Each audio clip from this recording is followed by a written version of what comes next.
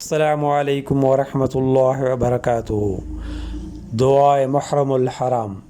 جو شخص محرم الحرام میں یہ دعا پڑھے تو شیطان لعین سے محفوظ رہے اور سارا سال 2 فرشتے اس کی حفاظت پر مقرر ہوں گے۔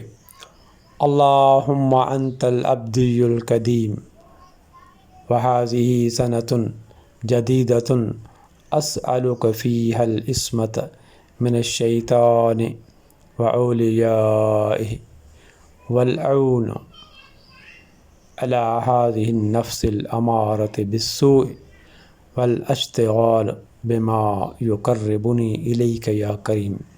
میرے دوست، اس دعا کو کسی وقت بھی آپ پڑھ سکتے ہیں۔